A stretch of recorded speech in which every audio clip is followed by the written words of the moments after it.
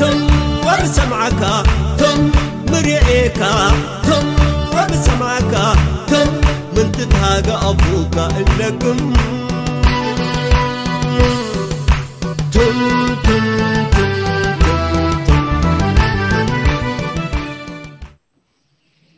السلام عليكم. الآن بدأنا لايف.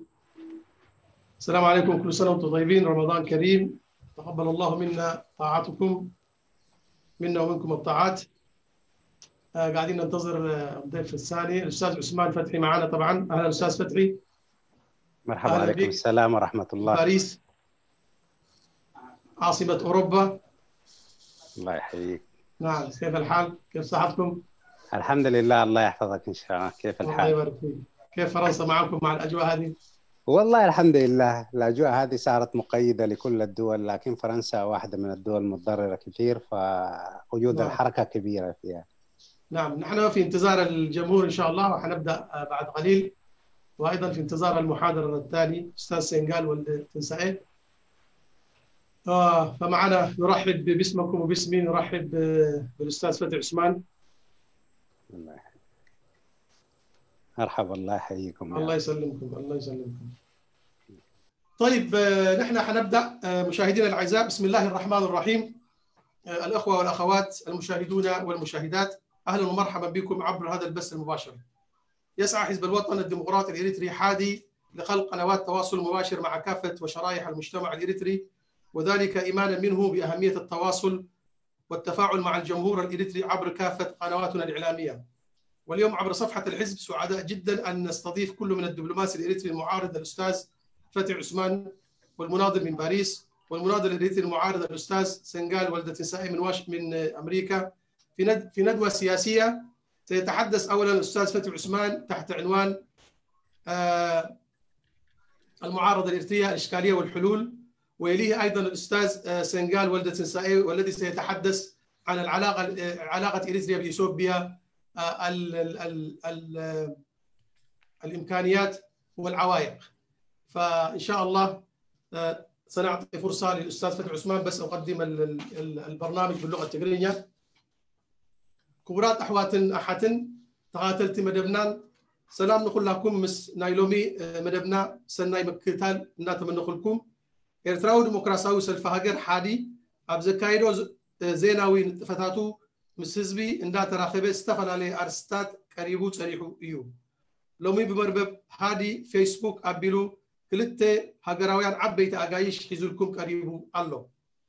أتو فتحي عثمان دبلوماسيون أب ميديا زنتفن إرتراو تعاون سجماتون مفتوحون أب تحت زبل أرستي مدرة قربلكم يو كم أخا كلا أي عدمنا بوليتيكاوي تمارماري أتو سنغال ولد التنسائي زمدنا إثيوبيان تقومون حدقون أب زبل أرستي مدرة قريبنا لكم سلازلنا صبق مكتال مسانا سلازي أبتا بجمرتا ناي أتو فتحي عثمان متاوي قرب ليلة مس فتحي عثمان بعربي قانقا خوني بتناي ناي سنغال كأ قانقا تجرينيا خوني سلازل إحنا كمدب ترجم يلنا أبزي برنامجات نجبره تهزبي كلتيو أنقا حلا أنقا على إرتراس لزخوني دخلتيو أنقا إلى آخر دللي تعرب زارب درجة زبزح تجرينيا يردايو تسفان قبل تجرينيا زارب كأ زب متشم بزحات على لوزردو جنس حافشوا تهزبي عرب كردور سلندليوم سلزي زي أنا بوليس مالتي.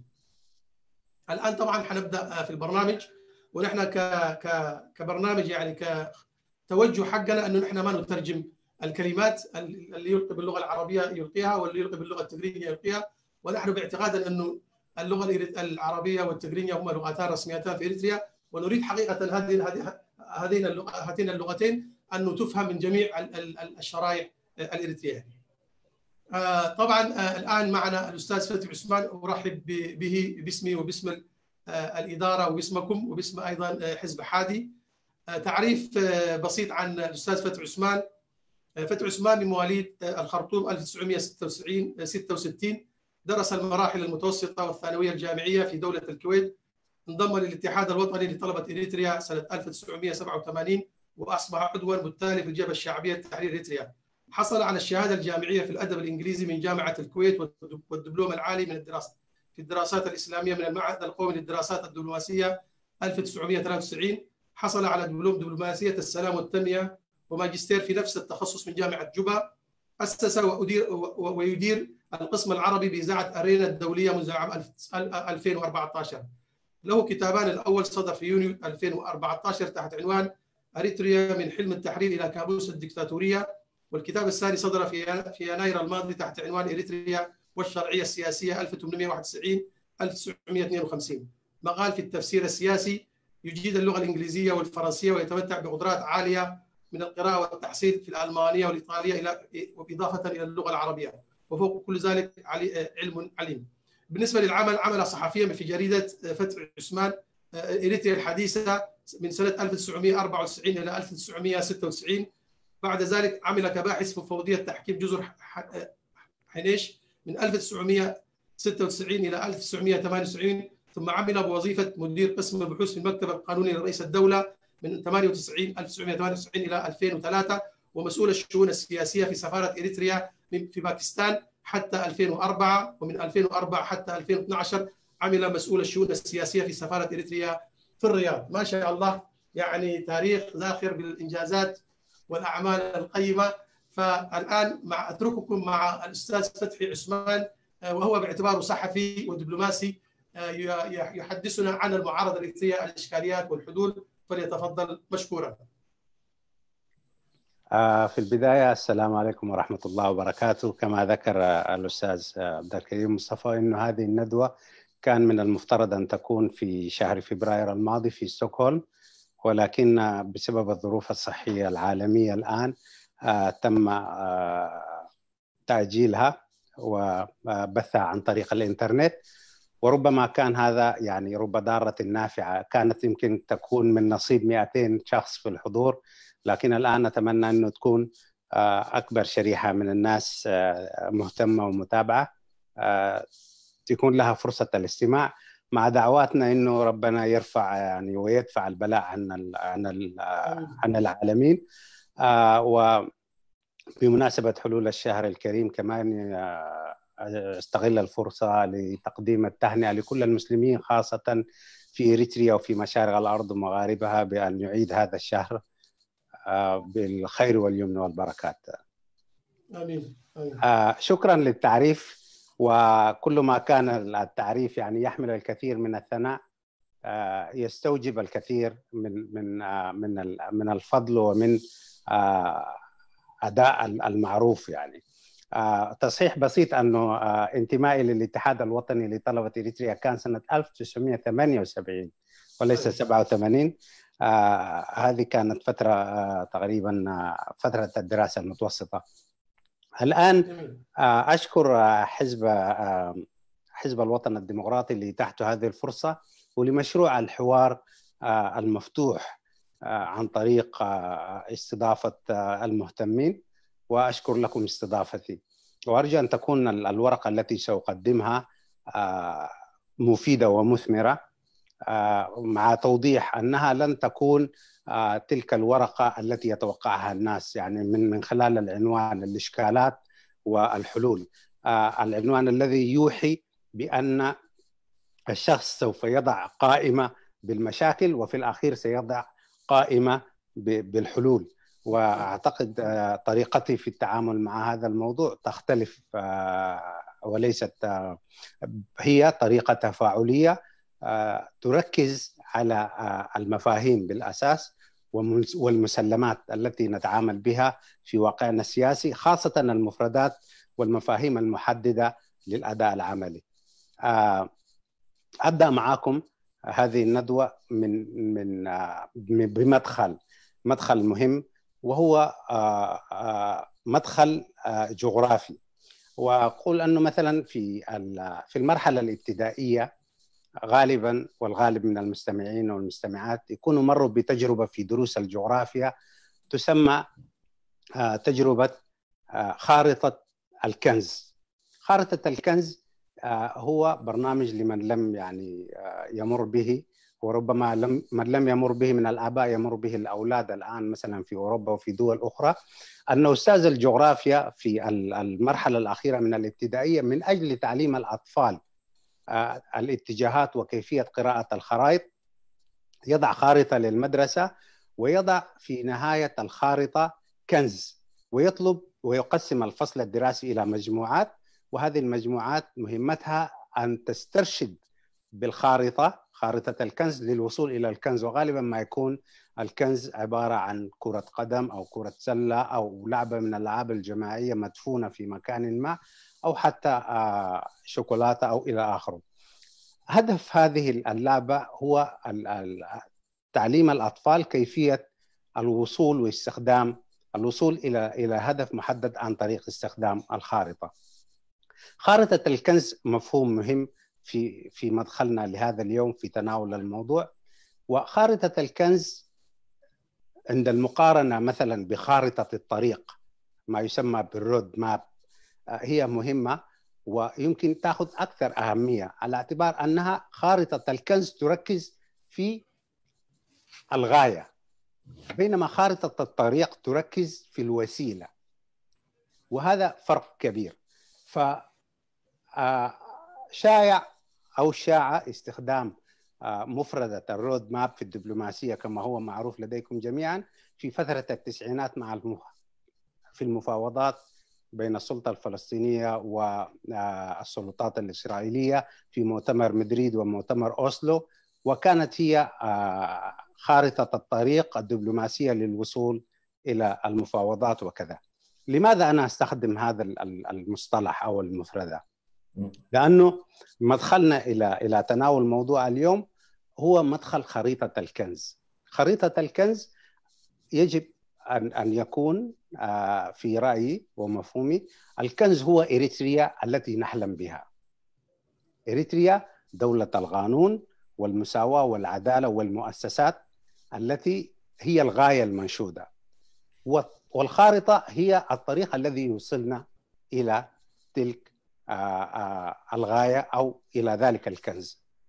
لذلك أقول أنه خارطة الكنز مهمة لأنها تعتمد على المفاهيم، وأركز اليوم أنا على مسألة المفاهيم والمسلمات التي نتعامل بها في العمل المعارض أو المقاوم. وعنوان هذه الندوة بالتحديد وأكثر إصابة هو المعارضة والمقاومة. المعارضة والمقاومة يجب تفكيك هذه المفاهيم بشكل حاسم وفعال من أجل بيان خارطة الطريق الذي يوصلنا إلى دولة الحقوق المدنية، لأنه قناعتي أنه لا يمكن الوصول إلى الأهداف بدون خطط واضحة. لذلك الفكر والخطة والتنظيم الذهني يسبق كثيرا، يجب أن يسبق الفعل. ربما كانت تجربتنا في الثورة الإريترية أن الفعل سبق الفكر سنة 1961 وأدى إلى مرحلة من التشوش استمرت 10 سنوات من تاريخ الثورة الإريترية. ربما التاريخ يعيد نفسه الآن بشكل مغاير. لذلك يجب إعطاء الأولوية لبناء المفهوم والمصطلح والأدوات قبل الفعل. بهذا المدخل يعني أعتمد على أنه الفيلسوف الألماني فون هومبولت ذكر أن اللغة وسيلة لصياغة المفاهيم، وسيلة لخلق المفاهيم والتصورات، واللغة مهمة جدا. والتصورات تخلق في قالب لغوي، ليس قالب لغوي باللغة البسيطة التي نعرفها، ولكن باللغة التي هي حامل ثقافي عام للتراث والإرث والمفاهيم والشعور وكل المكونات الأخرى. لذلك التصورات تتولد من العلاقات التبادلية المتشعبة أو المتداخلة بين الفكر واللغة. هنا هو يقول أن فون هومبولت أيضا أن اللغة تساعدنا ليس على طرح المشكلات الموجودة بل على استكشاف المشكلات المجهولة. وهذا هو المدخل في حديث اليوم، على اعتبار أن هناك مشكلات مجهولة يجب التعرف عليها بواسطة اللغة كحامل ثقافي، باستدعاء كل التراث وباستدعاء كل المشكلات مع التركيز على المفاهيم والجانب النفسي المرتبط بالمفاهيم. فهنا أشير من التراث أيضا إلى قاعدة، والقاعدة هذه قاعدة فقهية في الفقه الإسلامي تقول أن الحكم على الشيء فرع من تصوره، بمعنى أننا لا نستطيع استصدار حكم دون معرفة المحكوم عليه. يعني إذا كنا نريد أن نتحدث عن واقع الاستبداد في إريتريا ونحكم عليه إذا كان جيدا أو سيئا أو ظالما، لن نستطيع فعل ذلك ما لم تتكون لدينا صورة كاملة حول طبيعة هذا الاستبداد. إذن لن نستطيع أن نحكم على هذا الاستبداد ما لم تكن لدينا القدرة على معرفته معرفة كاملة، أي أن المعرفة تسبق الحكم. لذلك القاعدة الفقهية قاعدة يعني متقدمة في أنها تقول لا، الحكم على الشيء فرع من تصوره، بمعنى أننا لا نستطيع استصدار الإحكام دون أن يكون لنا تصور كامل حول المحكوم عليه، وأن الفرع تابع للأصل. في هذا نركز على أن المفهوم هو الأساس، أي المعرفة والمفهوم والمصطلح. لذلك نحن نستخدم اللغة للتعامل مع هذه المشكلة. وباعتبار أن اللغة كمدخل لهذا الكلام، يجب أن أنا أطلب من المستمعين كلهم أن يكون يعني صدرهم واسع لبعض التفريعات، لكن أعتقد أن هذه التفريعات قد تكون مهمة جدا لبيان. لذلك خلونا ندخل إلى هذا الموضوع المتشعب بمدخل اللغة كحامل ثقافي وكتراث. وبما أننا نتحدث باللغة العربية، خلونا ندخل معكم في واقع الأفعال التي تعبر عن المصطلح في اللغة العربية. مثلا، ودعوني أقرأ لكم. الفعل الأول الذي سوف أتناوله هو الفعل وضع، يضع وضعا، والمفعول منه موضوع، وهو مضارع ثلاثي على وزن فعل. ويعرفه ابن منظور صاحب لسان العرب بأنه يعني الوضع ضد الرفع، يعني الوضع أن تحط الشيء مقابل أن ترفعه. وهنا يتضح لك اتجاه الفعل، يعني فعل الوضع نفسه هو يتجه نحو الأسفل، يعني لا تضع الشيء نحو الأعلى لكنك تضعه نحو الأسفل. إذا كان مثلا على طاولة وضعته على الأرض، فهذا الوضع له اتجاه وهو الاتجاه نحو الأسفل. وهذا الاتجاه ليس فعليا فقط، يعني أنك تضع الشيء، بل هو فعلي ومعنوي، وهذا الدلالة النفسية للغة. يعني الوضع مثلا يرتبط عندنا بشيئين، يا بالنهايات أن نقول مثلا وضعت الحرب أوزارها، هذه انتهت الحرب. وضعت ذات الحمل حملها، أي انتهت فترة حملها ووضعت. ووضع الجندي سلاحه، استسلم أو وذا. هذا الوضع هو تعبير عن نهاية. هناك تعبير آخر أو استدلال آخر أو إشارة أخرى يشير لها الفعل وضع، هي إشارة السفالة، السفالة أو الوضاعة أو الوضيع، أنه يعني إحدى مشتقات الفعل يضع هي كلمة وضيع ويضع والضعة والوضاعة، وكلها تشير إلى السفالة، أي إلى النزول إلى أسفل. هذا المدخل مهم، ربما يكون معقد بعد الشيء، لكن بعدها ندخل إلى فعل ثاني هو الفعل وقع، يقع وقوعا.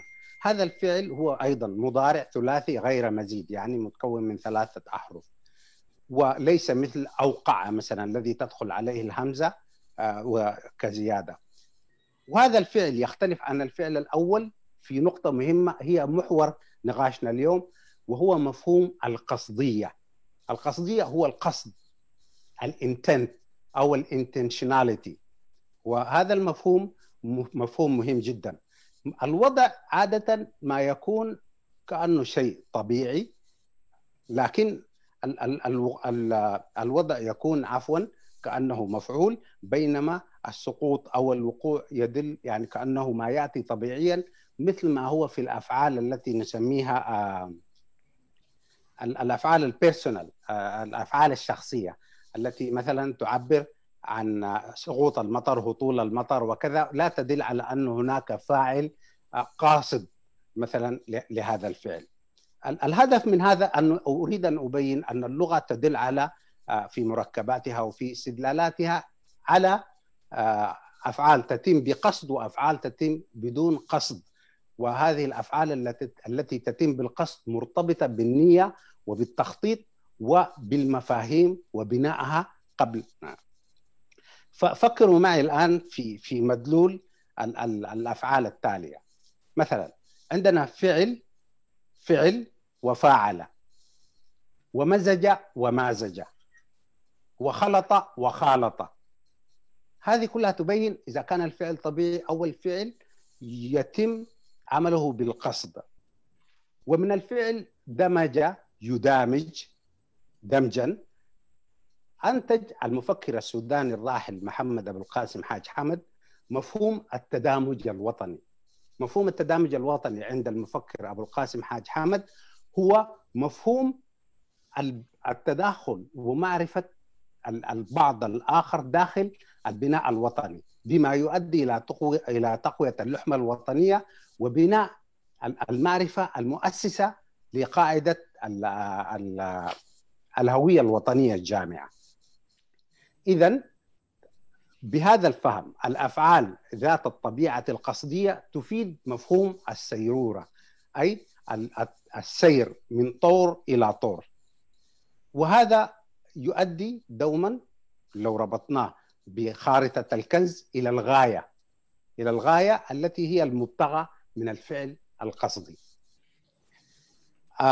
الآن ننتقل لتطبيق هذه الأفعال في أحد العلوم المهمة، وهو علم الجغرافيا السياسية. والارتباط مهم جدا لأنه سوف يدخلنا إلى مشاكل العامل السياسي الإريتري فيما يتحدث في المعارضة والمقاومة. أخذ هنا العالم الألماني أيضا فريدريك راتسل، المولود سنة 1844 والمتوفى سنة 1904، وهو مؤسس علم الجغرافيا السياسية. من كلمة وضع التي يشتق منها موضع، يعرف هذا العالم الجغرافي الفرق بين موقع وموضع في الجغرافيا. مثلا ماذا يعني موضع المدينة، وماذا يختلف عن موقع المدينة؟ مثلا موضع المدينة هو المساحة التي تقوم عليها المدينة بحدودها الإدارية، والموضع الذي تحتله مساحتها المعمورة. إذن المدينة ينظر لها من خلال الموضع، من خلال البعد الإداري والسياسي، يعني الحدود الإدارية للمدينة، والبعد السكاني. طيب كيف يختلف عن الموقع؟ الموقع هو المساحة التي تحتلها المدينة بالمقارنة إلى وحدات أخرى، أي مدن أخرى. يعني بالنظر إلى مدينة أسمرة أو مدينة الخرطوم أو مدينة باريس، النظر إليها مقابل الوحدات داخل الإقليم، مثلا في فرنسا أو في إريتريا أو في السودان، مقارنة مع وحدات أخرى. إذن هذا هو الموقع، ولكن الموضع هو حدود الإدارية وعدد السكان الذين يحصلون. وهذا البيان مهم جدا في التمييز بين الموضع وبين الموقع، وهذا يحيلنا أو يرجعنا إلى وضع ووقع. بعد هذه الجولة، يعني قبل أن أدخل إلى مرحلة أخرى أو فقرة أخرى، أود أن أشير إلى أن الموقع دوما يشير إلى علاقات ذات طبيعة اقترانية أو علاقات ذات طبيعة ترابطية. يعني إذا كنا نحن نقارن بين باريس ولندن أو باريس ومدينة نيس في جنوب فرنسا مثلا، فهنا أو واشنطن أو مثلا نيويورك، فهنا نقارن بين الوحدات بطبيعة الوضع في الموازنة مثلا. من هنا يتضح لنا الفرق أيضا بين الموضع والموقع. لذلك جاء اختياري لمسألة المعارضة والمقاومة كعنوان لهذه الندوة بهذه المداخل: المدخل اللغوي والمفهوم المصطلحي. فهنا أيضا أنتقل معكم خطوة إلى الأمام، وهذه الخطوة ركزوا معي فيها لنأخذ في اللغة أيضا، وهو ما يساعدنا في تفكيك المصطلح. الفعل عرض، عرض يعرض عرضا، ويشتق منه لفظ المعارضة. والعرب تقول الاعتراض هو السير على طريق غير مستقيم. الاعتراض عند العرب أنك لا تسير في طريق مستقيم، ولكن تسير بالعرض وليس بالطول. وهنا تقول العرب في اللغة العربية أنه مثلا للبعير الذي يسير بصورة معارضة أنه بعير عرضي، أي أنه يسير بصورة معارضة ولا يسير بصورة طويلة أو سليمة. لنأخذ مثلا ما يقوله الإمام علي كرم الله وجهه. يقول علي كرم الله وجهه: فمن الناس لعمر الله بخبط وشماس وتلون واعتراض. يعني أنه يشير إلى نوع من الناس يخبط خبط عشواء، أي أنه يسير على غير هدى، وشماس أي عناد. ويقولون أو تقول العرب شموس، يعني امرأة شموس أو فرس شموس أي معاندة. وهذه تدل على الاعتراض. والاعتراض دائما دلالات نفسية هي دلالات سالبة، دلالات سالبة.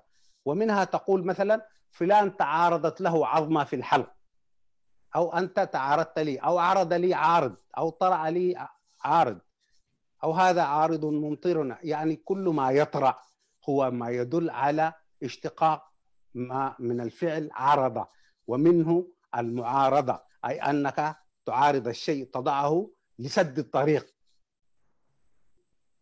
وهذه العرب تشير إليها بالجانب السلبي أيضا، إلى أن يقولوا مثلا في فلان في خلقه عرضية أو عرضية، أنه يعني أخلاقه وعرة وصعبة.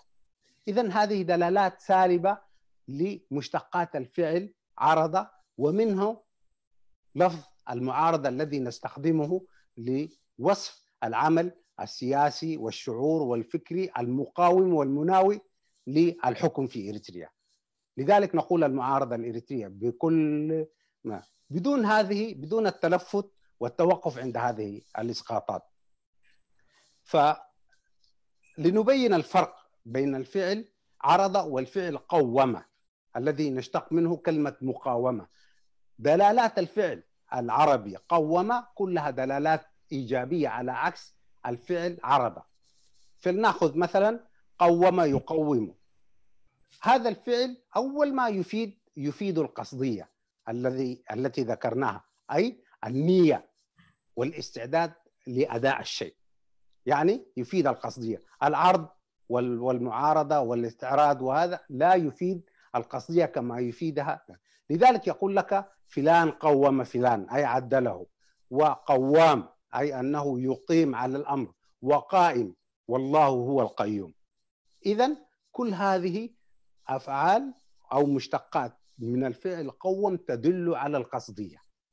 إذن نحن يجب أن نميز بين فعلين في العمل السياسي الإريتري، وفعل المقاومة وفعل المعارضة. والفعل الأجدر والأصح والذي يتبع هو فعل المقاومة وليس فعل المعارضة. ولذلك أن نطلق على كل العمل المقاوم في الخارج فعل معارضة أو اسم معارضة هو ظلم لهذا الفعل وإجحاف لهذا الفعل، بالنظر إلى السياق التكويني نفسه للكلمة والمصطلح. يجب أن نتحدث عن مقاومة ولا نتحدث عن معارضة. وأبين لماذا يجب علينا الحديث بهذا الشكل. لأنه المعارضة لا تحتمل إلا ما هو سلبي، ولكن المقاومة تحتمل كل ما هو إيجابي وقصدي، وهذا مهم جدا. لننظر إلى ما يفيده التراث في هذه النقطة. والتراث الكبير الذي نستمد منه حتى يستمد منه مثلا، وخاصة في الإرث العربي في اللغة التي نتحدثها الآن، هو سنة المصطفى عليه الصلاة والسلام. ولنأخذ الحديث الذي يقول فيه الرسول عليه الصلاة والسلام، وهو حديث رواه الصحابي الجليل أبو سعيد الخدري. يقول الرسول عليه الصلاة والسلام: من رأى منكم منكرا فليغيره بيده، فإن لم يستطع فبلسانه، فإن لم يستطع فبقلبه، وذلك أضعف الإيمان. هذا حديث ربما الكثير يحفظه ونعرفه جيدا ويتعامل مع المنكر بشكل محدد. هنا يشير الرسول عليه الصلاة والسلام إلى المنكر وكيفية تغييره، ويحدد 3 مراتب معروفة أن المنكر يغير باليد أو باللسان أو بالقلب. 3 مراتب من تغيير المنكر، والمنكر هو ما ينكر على الفرد أو الفعل عمله من قبل جماعة أو كذا، وما ينافي الشرع وما ينافي الخلق وما ينافي ما هو منكر وغير مقبول. ال3 مراحل هذه 3 مراحل مهمة. المرحلة الأولى تغييره باليد، وتغييره باليد يشمل كف اليد، كف يد الشخص الذي يرتكب المنكر، أو باللسان، سواء كان هذا بالمشافهة أو الكتابة. هنا نقول أننا يعني نتحدث أو يعني نمحض الشخص النصيحة، أو ننصحه بالكف عن المنكر، أو نذكره التذكير والنصح، لأنه قد يكون مرتكب المنكر سادر في غي من الضلال، فأنت تذكره أو تنصحه. والمرحلة الثالثة هي مرحلة التغيير بالقلب، وهي كراهة المنكر في الصدر، أنك تحمل كراهية للمنكر في صدرك في قلبك، لا تقبله. لماذا؟ لأنك لا تستطيع تغييره لا باليد ولا باللسان، لأنه تغييره باليد وباللسان قد يجلب لك المشاكل والمتاعب. فلذلك تكتفي بماذا؟ تكتفي بأن تكره المنكر وتكره فاعله، وهذا أضعف الإيمان. هذه المراحل ال3 مرتبطة بشكل أساسي بمفهوم المقاومة والمعارضة، لأني أرى شخصيا أن المعارضة هي المرتبة الثالثة من تغيير المنكر، وهي كراهته في القلب، وهذا أضعف الإيمان. ولكن كف المنكر باليد واللسان هو المقاومة.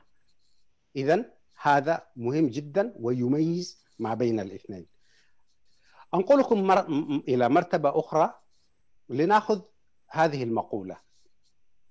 المقولة هذه للرئيس الأمريكي توماس جيفرسون، وهو الرئيس الثالث للولايات المتحدة الأمريكية بعد الرئيس جورج واشنطن وبنجامين فرانكلين. يقول توماس جيفرسون: When injustice becomes law, resistance becomes duty. When injustice becomes law, resistance becomes duty. وترجمتها: عندما يصبح الظلم سائدا أو قانونا تصبح المقاومة واجبا. لاحظ أن توماس جيفرسون لم يقل المعارضة واجبا، قال المقاومة. لماذا؟ لأن المقاومة هي الفعل الذي يحتمل القصد وليس المعارضة. أنت قد تعارض بقلبك، ولكن عندما تقاوم يجب أن يرى الآخر مقاومتك، وهذا فرق كبير، فرق جوهري وحاسم بين المعارضة والمقاومة. إذن هذا الرجل كان واعي، لأنه قال when injustice becomes law, resistance becomes duty، أنه وضع injustice مقابل الريزيستنس، وهذا وضعنا اليوم. إذا كان هناك استبداد وهو ما يحصل في إريتريا اليوم، ليست المعارضة هي ما يجب أن يكون، بل المقاومة هي يجب أن يكون. وهذا هو التمييز الجوهري الذي يجب أن نبدأ به، لأن هذا تفكيك للمصطلح والمسلمات التي نأخذها على عواهنها بدون أن نراجعها. على هذا الأساس أرى أنه من الظلم إطلاق لفظ المعارضة على العمل الهادف الذي يهدف إلى مقاومة الظلم في إريتريا، حتى لو كانت له عوائق وعوارض وكل شيء. يجب أن نغير أول حاجة من اسمه. ويعني يقول يعني في التراث العربي، واحد سأل أحد زعماء القبائل قال له: لماذا تسمون أبناءكم كلب وحرب وقشعم وزعبر وكذا؟ قال له: أننا نسمي أبناءنا لأعدائنا.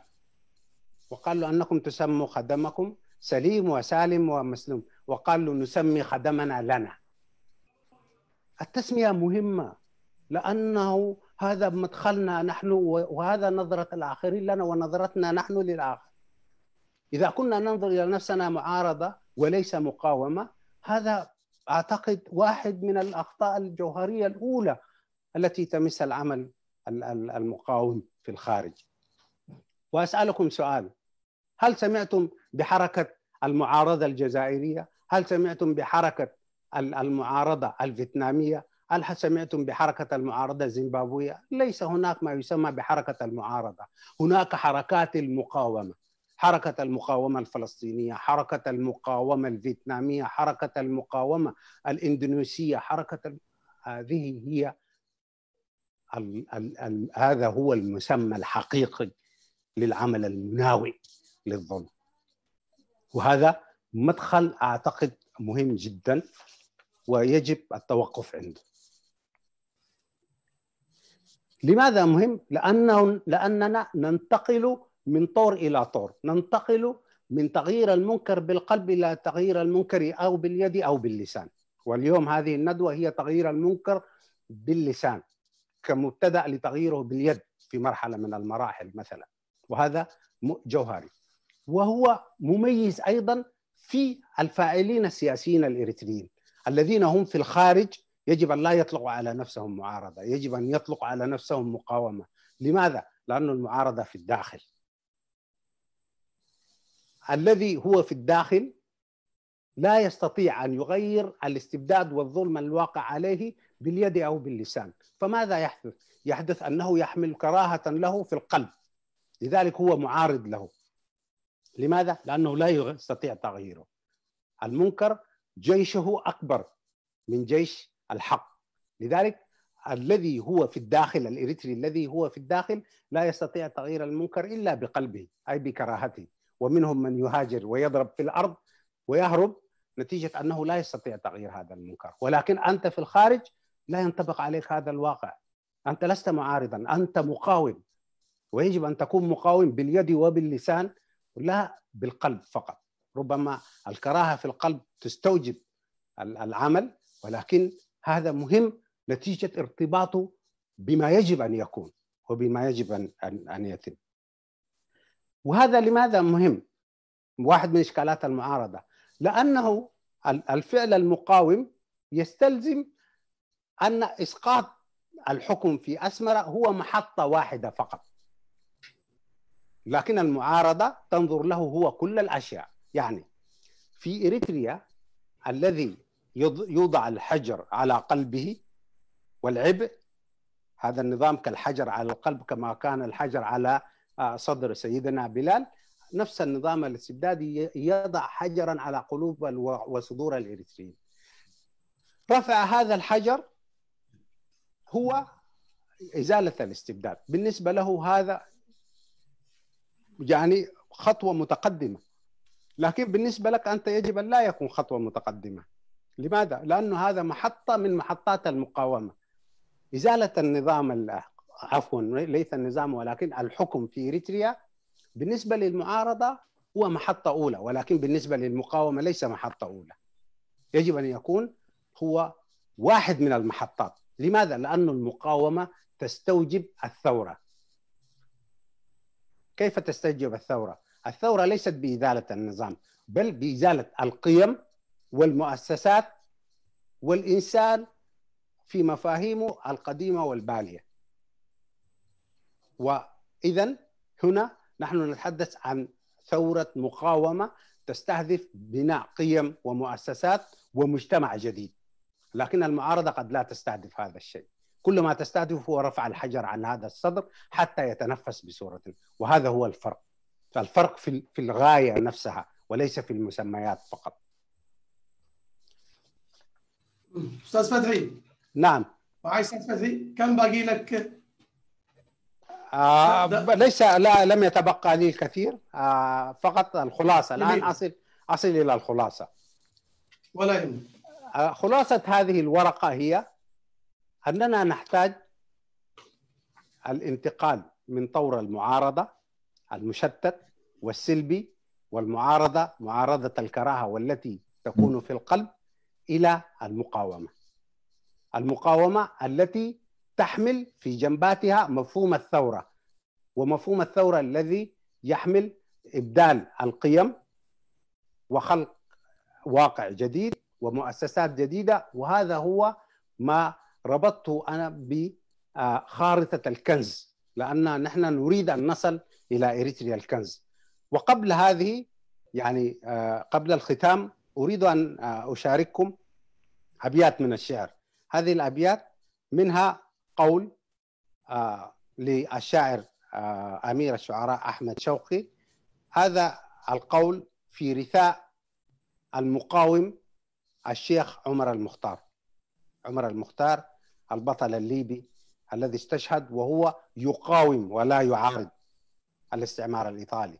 قال له: خيرت فاخترت المبيت على الطوى، لم تبني جاها أو تلم ثراء، إن البطولة أن تموت من الظمأ، ليس البطولة أن تعب الماء.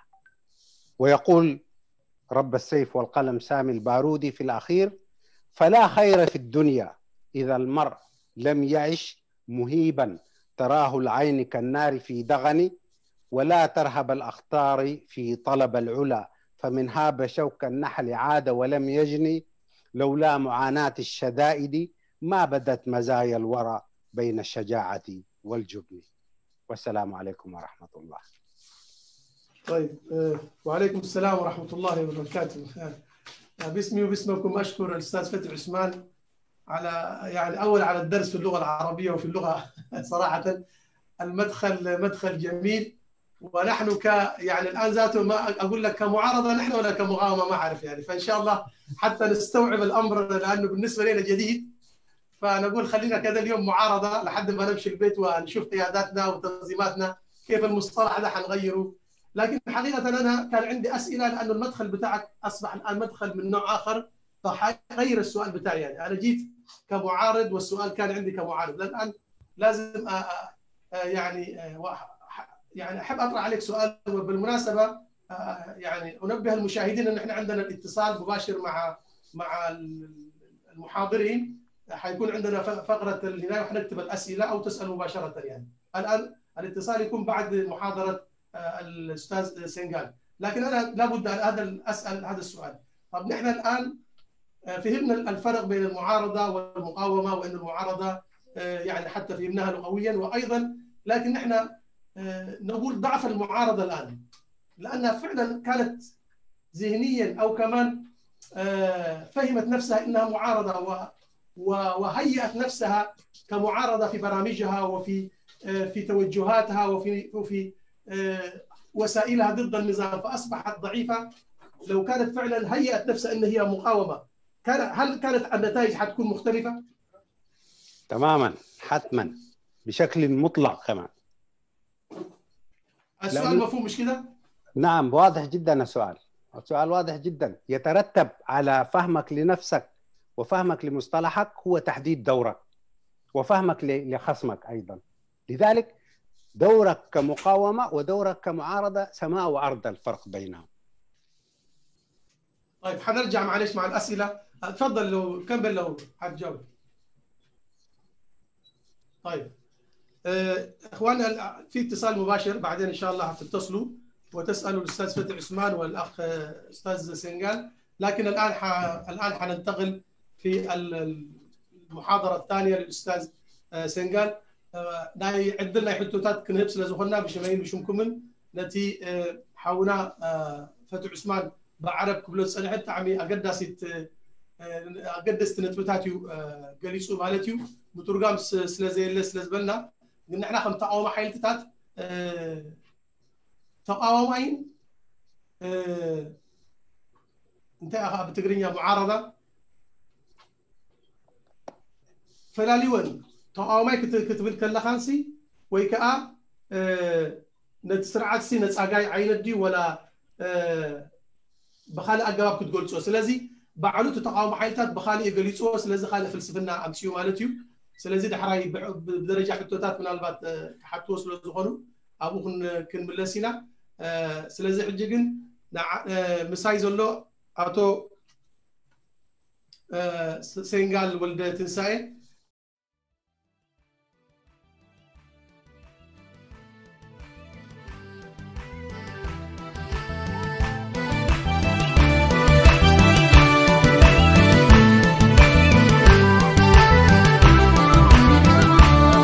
مرئيكا تم وبسمعك تم مرئيكا تم وبسمعك تم من تتهاجى أبوك إنكم